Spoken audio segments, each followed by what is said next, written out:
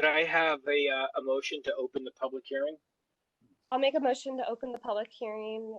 And then also, Mr. Chairman, Nathaniel's supposed to be here within the next 10 minutes too. He had said he was just going to be late. Okay, well, I guess he can join in when he gets here then. That'll be great. Do I have a second on Emily's motion to open the public hearing? Okay. All in favor? Aye. Aye. Okay, so we're opening this public hearing, and I'll do a quick roll call of the board so you know who's here. I'm Charles Roberts, chairman of the board. George Tlemcen. Here, Vice Chair. Emily Ash. Here, clerk. Dave Chichester. Here, alternate. Okay. So what we'll do is you can sort of walk through your project and explain it to us. We may, ask questions from time to time. If there's a member of the public here who wishes to speak, I don't see anyone yet, but if somebody shows up, we'll give the public a chance to weigh in. There may be more back and forth between yourselves and the board. We'll close the public hearing and deliberate, and we may vote tonight, or we have the option to vote in our next meeting, but we'll just see how it goes. Okay. So does that all make sense? Mm-hmm. All right, great. So take it away, Mr. Airy. Right. Am I understanding that you all have the packet of the information we submitted? Yes. Great. Okay. So basically, I'll be saying a lot of what I initially just submitted in that narrative. So this is a project that we started 15 or so years ago. At the time, we were told by the person we dealt with at the town that we could turn this building into a dwelling, and that there was a requirement to connect the carriage house with the main house. And we were told that that could be done just by like a sidewalk or a pergola or a fence. And as the project proceeded, and we were renewing permits, because of course this took a long time, the standards changed and more was required. And we're at a point where a plan was approved for a very fancy garage with covers, and that met the minimum standards. And we're estimating that building that would cost in the range of $50,000 to $70,000. So we are looking to try to get an accessory dwelling unit permit as an alternative to our having to connect the house with the carriage house. We realize that the carriage house is a little bit oversized for the guidelines for accessory dwelling units, by a little less than 200 square feet oversized. So I guess we would need a special variance to allow us to go a little bit oversized. We're also a little bit close to the neighbor's property line, a little bit more than the guidelines allow. I can't remember if there were other specific things. I think they're listed on there, things that maybe are a little out of compliance, but we're asking that we take into account the fact that this is a building that's been there for over 110 or so years, maybe even 120 years. So moving the building to be more in compliant and making it smaller, of course, isn't really a viable option. Right. To say. So the other thing we were asking you to please take into account is that we believe actually connecting the carriage house with the main house would actually be detrimental rather than a good thing for the neighborhood. The plans as shown, it would take up most of the yard, leaving not very much yard at all. It wouldn't be aesthetically very appealing. I think the way the house currently is and where the carriage house is actually much more aesthetically pleasing for certainly our situation and for the neighborhood. Mhm. Let's see what else. I don't know. I think that pretty much covers it. I mean, Okay. So the two areas of relief that we are looking for here are the side yard setback. yeah, And is that 10 feet in this zone, Eric?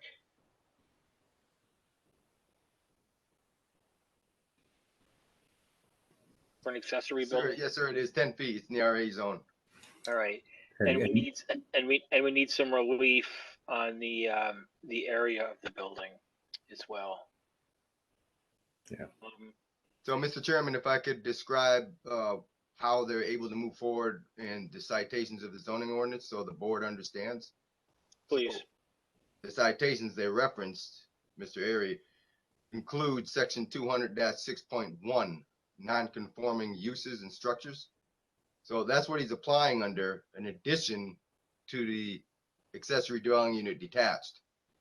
So by special permit, an applicant is able to alter, expand, or extend a legal non-conforming use, which this is because the carriage house doesn't meet the current setbacks.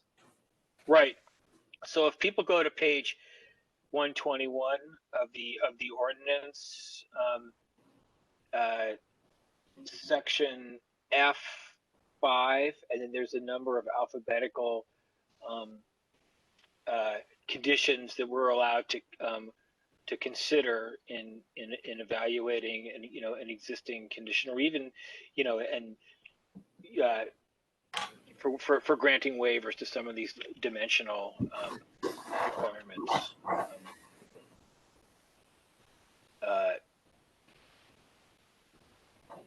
So upon request of the homeowner applicant, the planning board as SPGA, after making findings of fact that a waiver is merited given the totality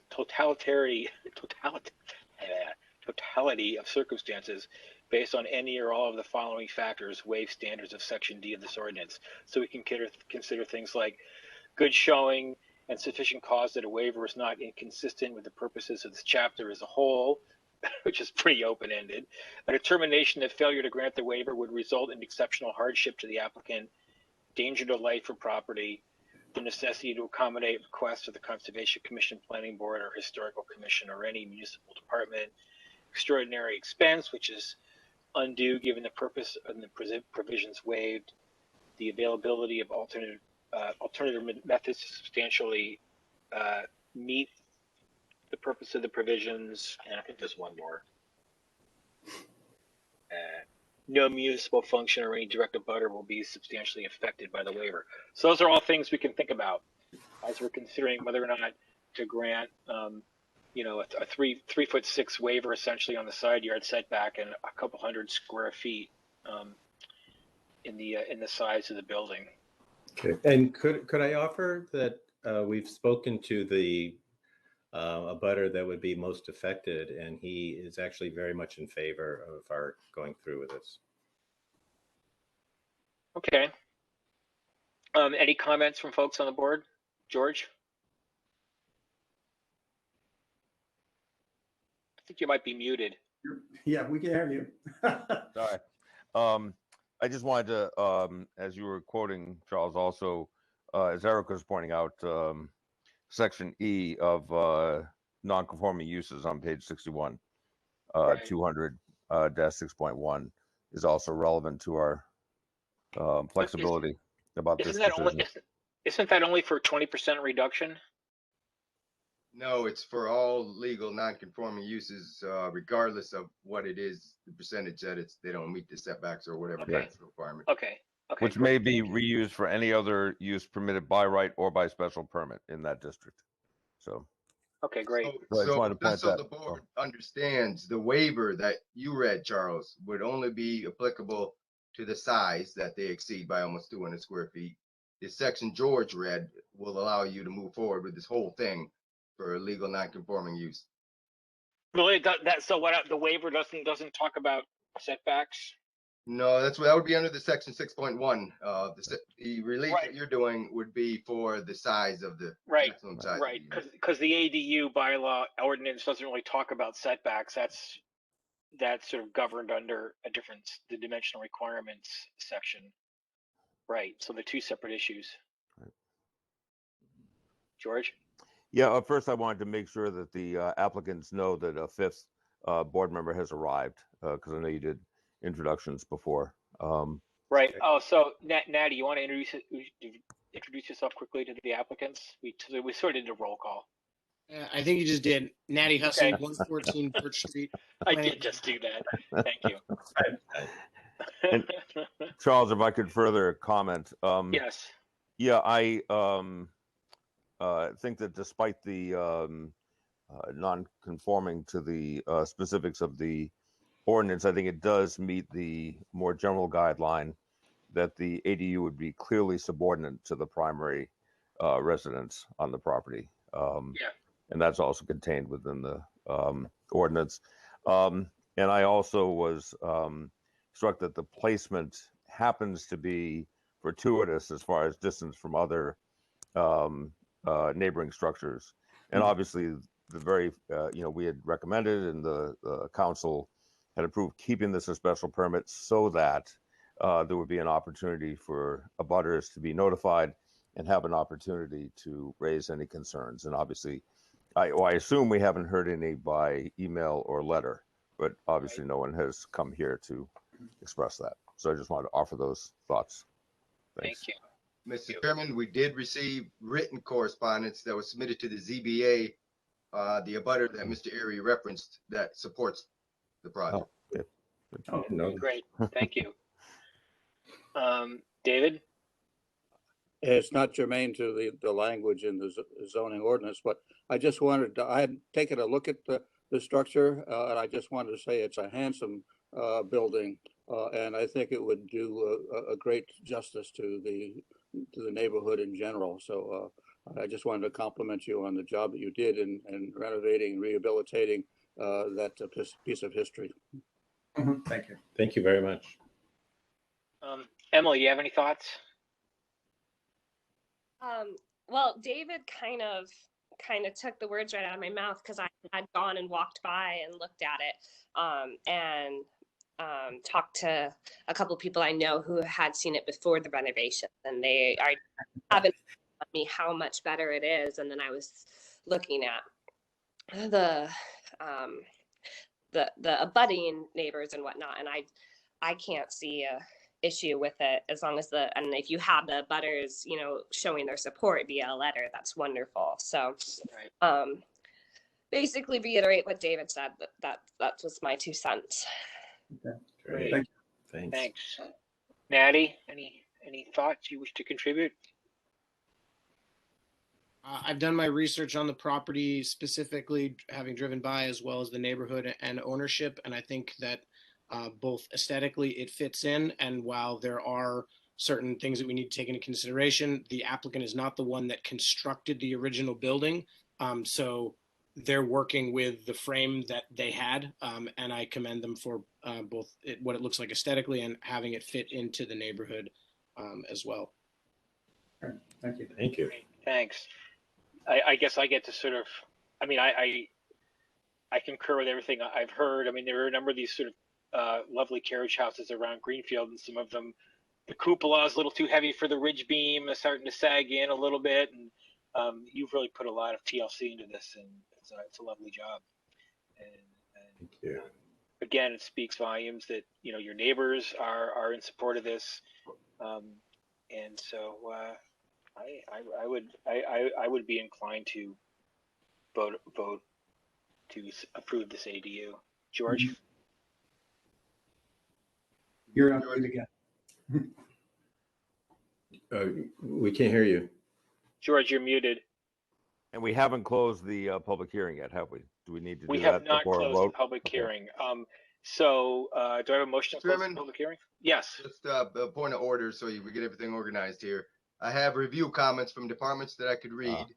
Then you should open it up for public just in case. Well, there's nobody there, but open it up officially anyways. Give it a few seconds. If no one goes in there, close it. And then you can close the public hearing and deliberate.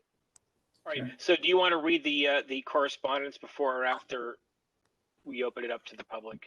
I can read it right now, Mr. Chairman. Thank you. So, from the Board of Health, no comments or issues with the proposed project. From the Zoning Board of Appeals, they voted unanimously to forward a positive recommendation as presented on the project.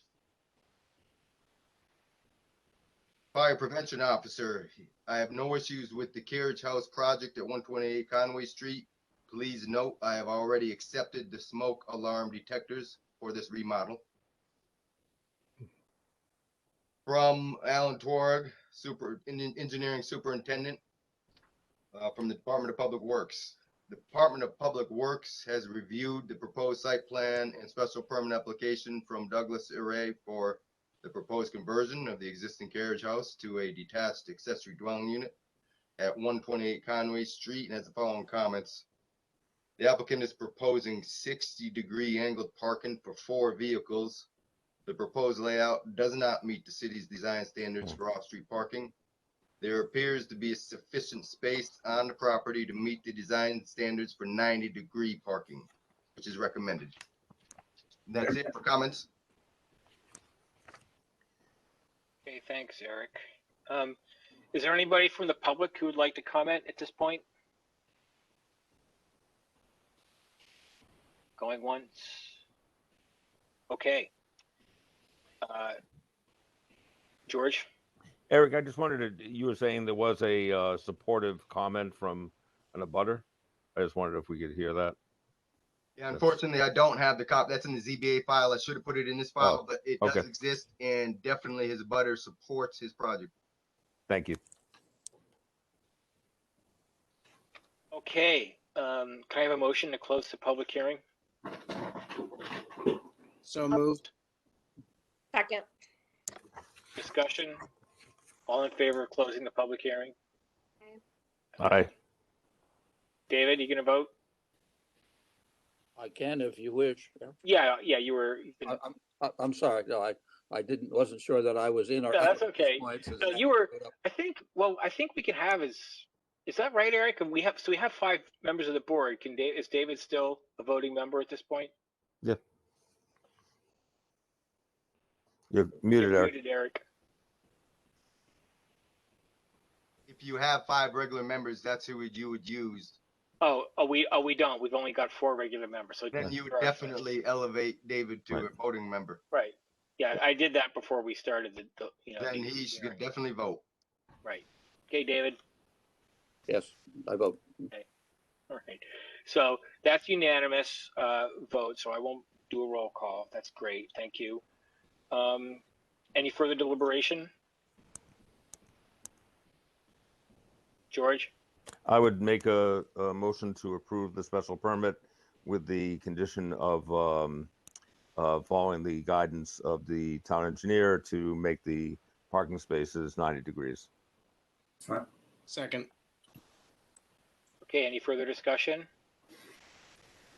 Okay, I'm going to do a roll call. George Shalimsis, Yes. Emily Ash, Yes. Natty Hussey, Yay. David Chichester, Yes. Charles Roberts, yes. All right, special permit granted. Thank you. Thank you so much. Yeah, great. We appreciate your time in applying to the processes of the town, and good luck with it. Thank you very much. And by the way, I meant to start by saying I apologize. We missed the last meeting. We got confused about the date. So I appreciate your time. No problem. All righty. Thank you. Thanks. Bye-bye now. Bye-bye. Okay, so the next order of business is A&R, and I can share my screen for this. I think, Eric, you have you have something of an interesting backstory here for this, if you want to Yes, and let folks know. I People see apologize to the you, Charles, because the backstory I gave was for a different A&R plan when I gave it to you. oh, But this has is this one still interesting? yes, it is actually. It's got a backstory too. So this one's similar to the other one I was telling Charles about. This is 61 Pleasant Street, the Evans, that where you approved your very first detached accessory dwelling unit. We're going through a surplus property disposition process. Somebody wrote a letter and asked to buy a piece of town land, parcel 69-20, a portion of it. So we went through the official process, declared as surplus property, went out to bid to direct abutters. And unfortunately, it happens on occasion where the person who wrote the initial letter to buy the land doesn't end up with the land. This is a rare case where that happened, and happened to be Tristan Evans, who had the highest bid that the mayor's office accepted, the mayor accepted. So this piece that's highlighted here, parcel A, 5,346 square feet, is exactly what we're selling. And all plans and legal preparation has to be paid for by the person that wants to buy the land. So they paid for this survey. We're just doing the approval. So it will be joined with 61 Pleasant Street. Make their backyard a little bigger. Okay.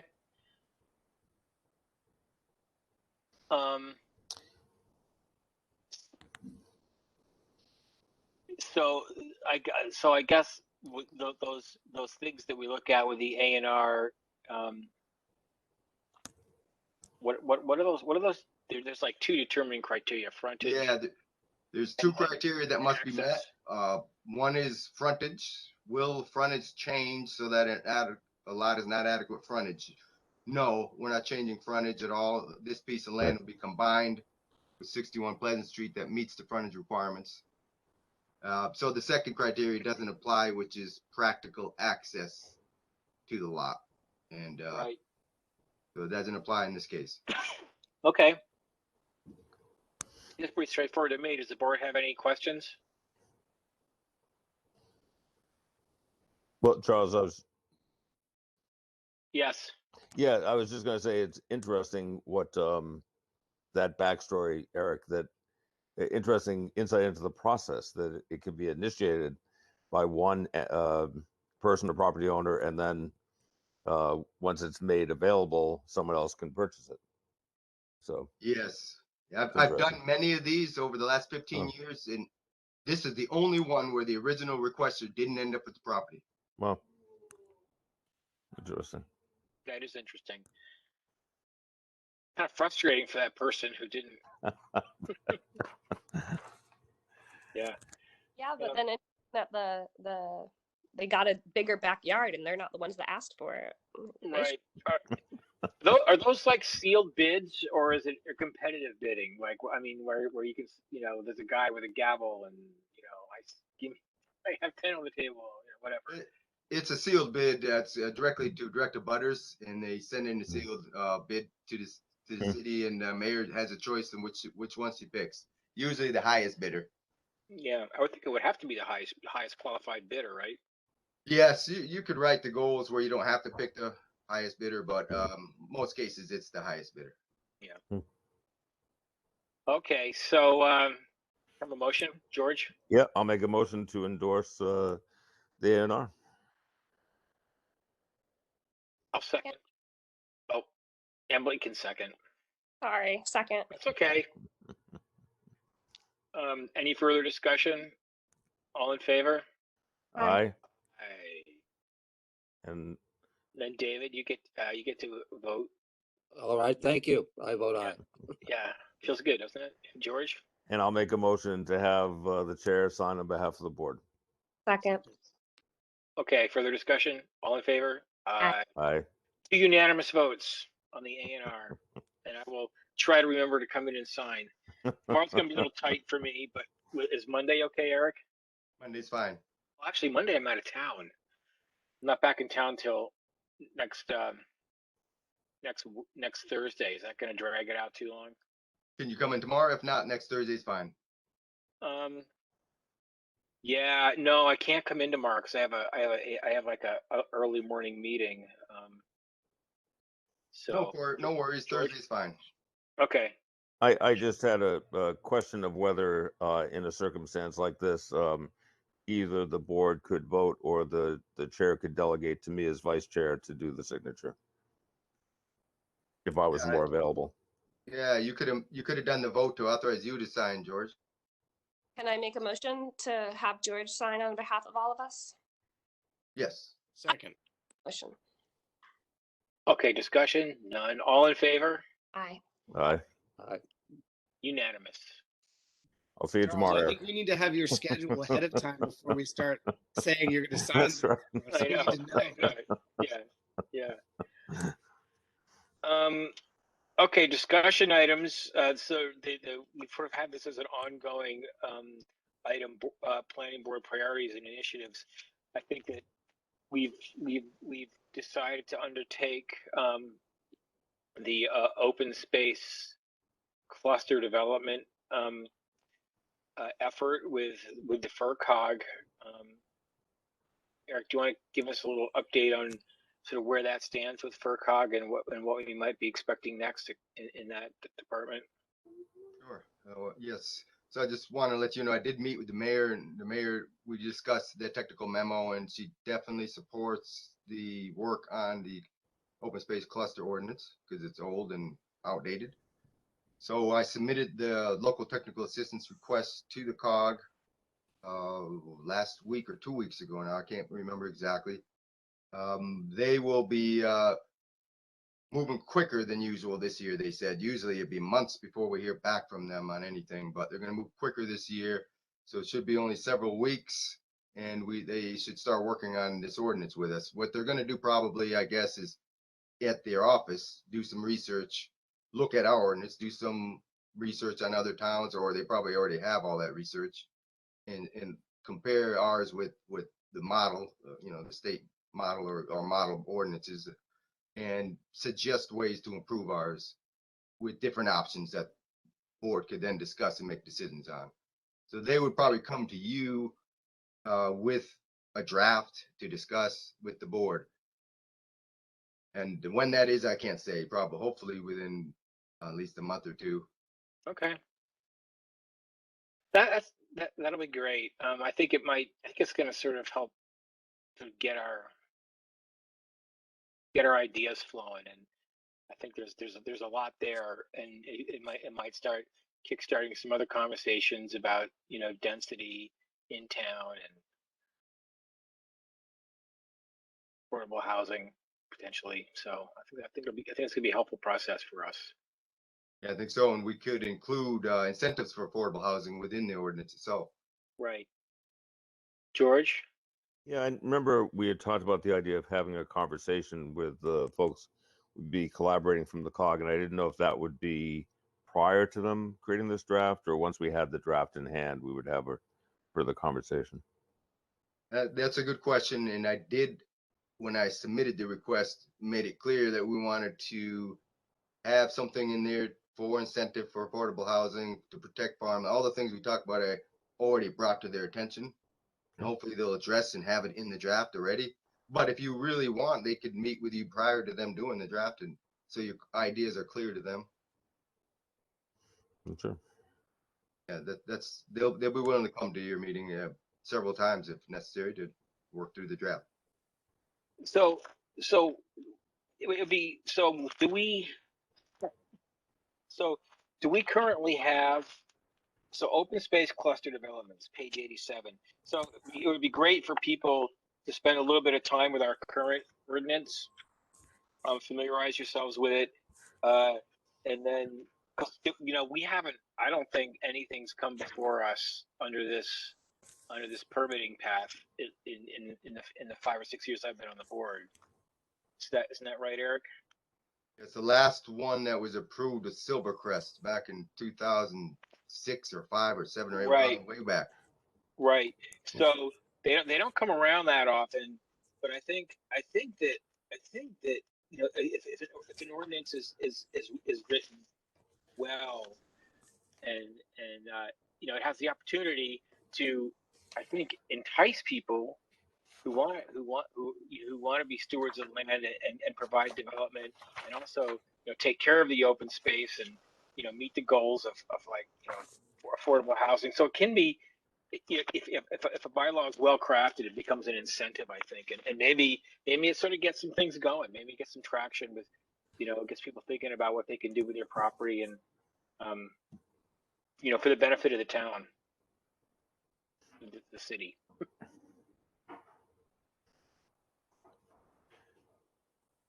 So yeah, we should probably take a look at that. I know I should. I haven't looked at. I don't think I've. Good idea. And I just wanted to mention to the board that, there could be several reasons why there hasn't been such a development since the Silvercrest. But I think the main reason is there's no development pressure here in Greenfield. Right. There are other areas, like when I worked in Windham, there was so much development pressure that the farmland that Greenfield had would be eaten up into hundreds of lots. So that pressure doesn't exist in Greenfield, but it could exist in the future, near future. We don't know what climate change is going to do. So the development pressure could come to Greenfield, and that's when land starts getting eaten up and developed, and sprawl happens and all the negative things about land development. This open space cluster ordinance will deal with all that when the true development pressure does come to Greenfield. Yeah, it'll probably get here at some point. Greenfield has kind of like a unique geographic and geological constraints between sort of wetlands and rivers and mountains, hills, terrain that make it difficult to develop. But it's still susceptible. Susan, did I see your hand up? Yes. Muted. I just wanted to say that it would be good to get this ordinance in place now because we are beginning to see that pressure happening. There's been an increase in the value of property in Greenfield over the last year or two, and we're now seeing that we had about a $25,000 increase in the average value of properties sold in town over the last year or so. And then in addition, I know of 2 properties downtown with no land that we're selling for around $500,000. And I don't know, one of them I know sold, the other one I'm not sure about, but that's way above what we would expect those properties to go for. So there's some speculation pressure that's coming, and I think that this would be a good ordinance to put in place now. So thank you. Yeah, much better to do it now than in 3 years saying, God, I wish we'd done that. So yeah, I think it'll be a really worthwhile effort. Any other thoughts from folks on priorities and initiatives at this point? Okay. Not necessarily a priority or an initiative, but I guess a question for the board. Is everyone comfortable using Main Street GIS for Greenfield? Whenever we're talking about a property, that's my go-to. I've got the ordinance and I've got that so that I can click on that property and all of the abutters and look at the property details. And I wonder if that's not something that the entire board is comfortable with. Maybe over the next course of the next couple of meetings, we take 5 or 10 minutes to dive into how we use that, share the screen, and just make sure that everyone is comfortable enough to use it, because it's a great tool, if for nothing else, just to know what street are we talking about and who are the abutters. Yeah, it is cool. I use something called Mass Map. Is that similar? I'm not No. sure. The Main Street GIS is property data specific to Greenfield. All parcels and data layers specific to Greenfield. Specific to Greenfield. Okay. Property cards and information, assessed value, all that stuff is on the property card. So I use this thing here. I'll just type in my address. Oh, that's that's Massachusetts GIS open source data, I believe. Great site, great tool. Lots of data to pick through. Yeah, so there it is. You type in your address, Mm-hmm. and and there's there's all the property information. So this is here's my house. Yeah, so there are some great resources out there, and it's super helpful. That between that and Google Earth, The data that you just showed, Charles, it was sent directly from Greenfield, us, to them. So that's our data. Okay. I may have used what you're referring to, Natty, by chance, but it would be helpful to get some orientation. Yeah. So, I mean, I'll leave it to the chair. I would be very willing to take 5 minutes at the beginning of the meeting or at the end, just to kind of show like, here's my house and here's how I find my neighbor's, information. I leave myself to the board's and the chair's discretion if that's something we want to do. all right. I'm more than happy to run a tutorial. Do you have your machine up and running? Do people want to check it to see Natty do his thing? If I'm you'd like to do it right now. Learning this, but I'm in Indiana for a funeral, so I'm not on my computer. Okay.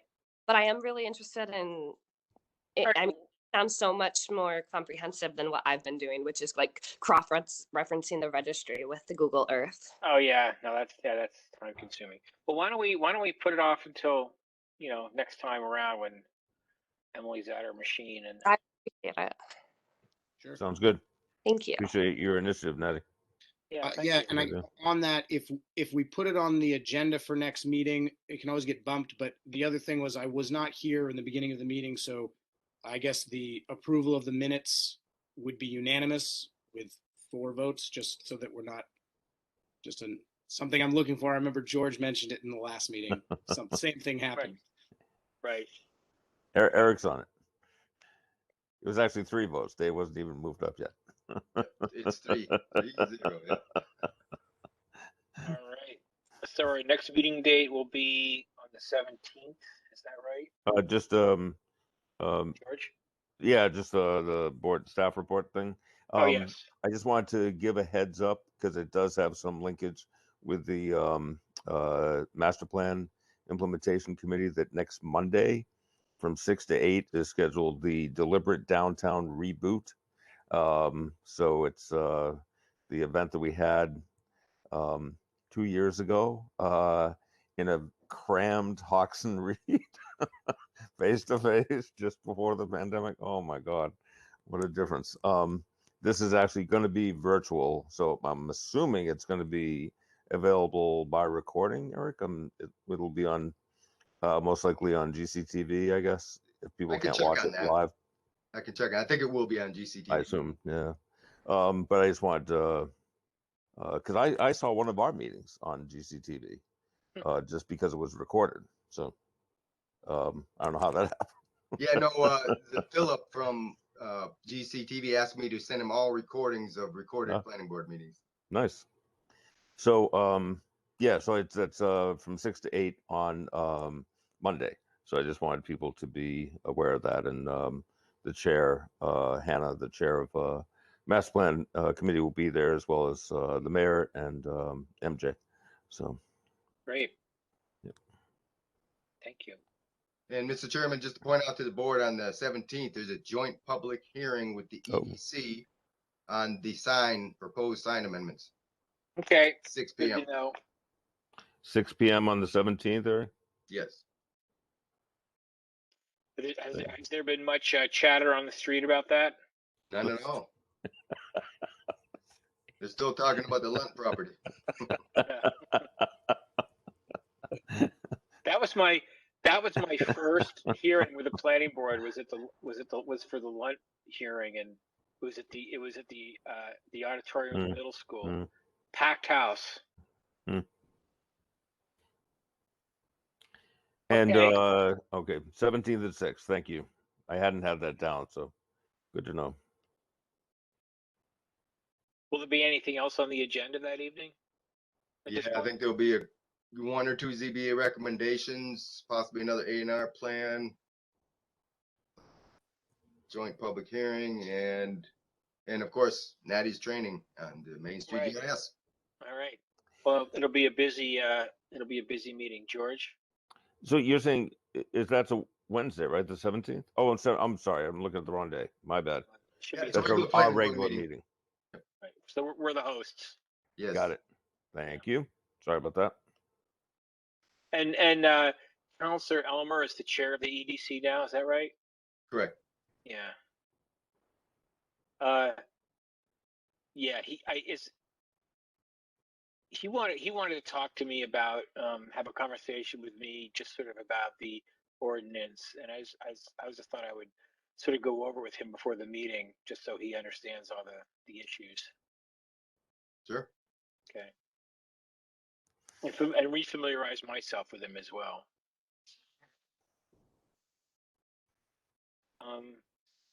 Good. I mean, that's probably good homework for all of us to do, is just sort of reread the ordinance, the initiate proposal, and just sort of, have any thoughts we have sort of germinating in the background. Okay. So next meeting date will be then. Motion to adjourn. Motion to adjourn. Second. Discussion. All in favor? Aye. Aye. It's unanimous. Take care. Thank you, Eric. Goodbye, everybody. Goodbye. Good night. Bye-bye. Eric, will you be in the office tomorrow?